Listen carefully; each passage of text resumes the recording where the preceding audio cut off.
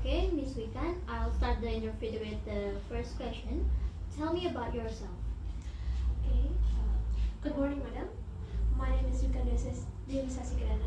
I just graduated from nursing school and have a 3.73 GPA. While in college, I volunteer in social community. This focus on children are in areas they lack and they lack proper educations. As part of my educations, I undertook a placement in a local hospital and received positive feedback from my superior. And throughout this time, I have been I have praised for my initiative and unwavering dedications to providing clarity and communication to patients. And I'm currently looking for a permanent position in a hospital, and where I can hone my skills and work hard to achieve the best result. Okay, the second question. Why did you want to be a nurse? Okay, why do I want to be a nurse? Because I love providing comfort and education to those in need and intervening in the difficult situations. Last year, I was tasked with handling two patients. I did my best to listen and provide comfort. As she was leaving, she said, "I never forget you as long as I live." It, it hit me. It hit me that my life is important to her. That what makes nursing so meaningful to me. Every day, in small and large ways, my existence truly matters to those in my care. Okay, the third one is describe a situation when you had to work closely with a difficult co-worker. How did you handle the situation? Were you able to build a relationship with this person? Working closely with difficult coworkers can be challenging, but it is important to remember that patients, their care, their families is most important. Putting aside differences is essential for all nurses because not everyone is the same. Sometimes this means not discussing specific topics such as religion or politics at work. With that being said, not not everyone will become friends in the workplace, but working together is key for the successful care of patients. Okay. Okay, number four. How do you make sure patients and their families understand the diagnosis and treatment plans? When discussing complex medical terms with patients, I start by describing their situation as a whole. For example, if if I'm talking about patients whose condition is deteriorating, I emphasize that asking immediate action is our priority. As I'm explaining the treatment, I use language that the patients will understand, such as saying liver disease instead of hepatitis disease. And I also provide them with educational materials, which usually follow the same principle to ensure maximum understanding and communication between patient and the healthcare staff. Okay, number five is what approach do you take in communicating with people who do not know medical jargon? Give an example of a time you explain medical terminology to someone who is not medically trained.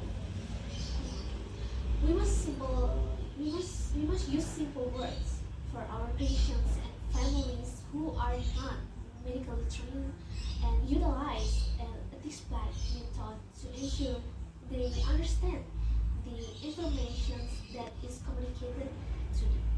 And I once had to explain post-operative care to a family whose child had tonsil surgery.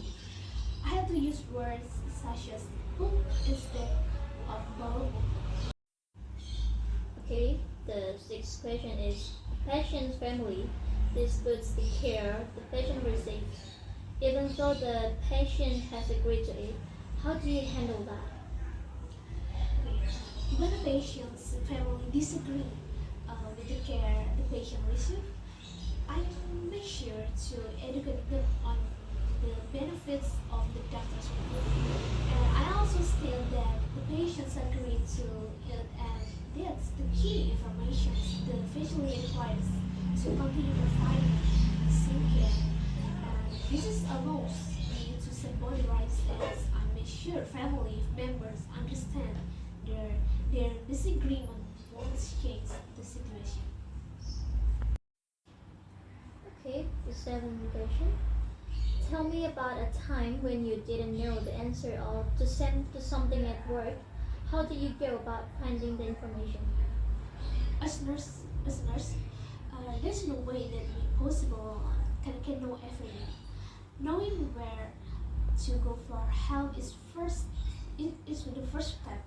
At the beginning of every shift, I identify a nurse that I can use as a resource such as the charge nurse, nurse educator, or junior research nurse. And this individual is generally more senior with an advanced skill set.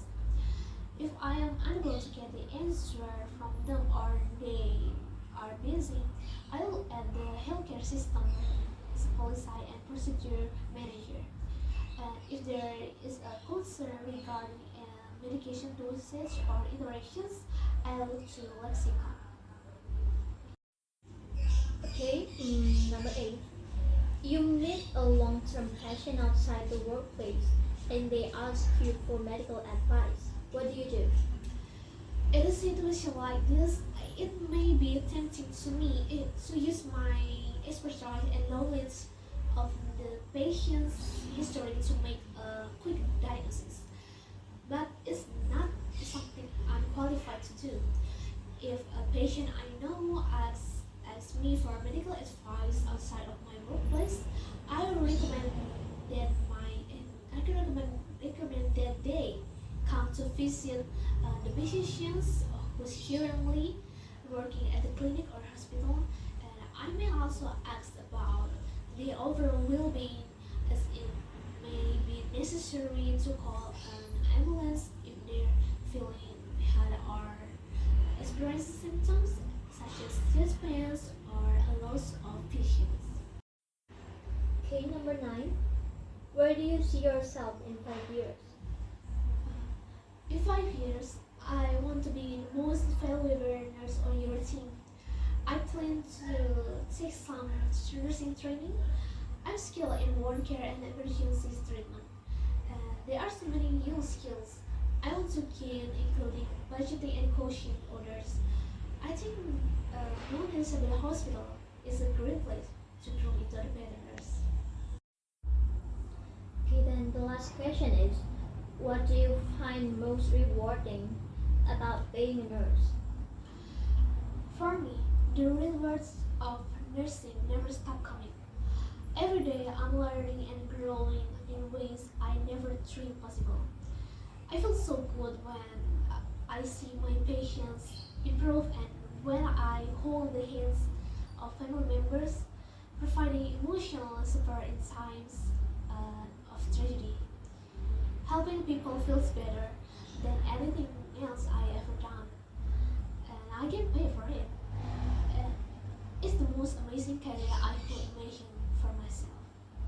Okay, that's it. The interview is enough for me.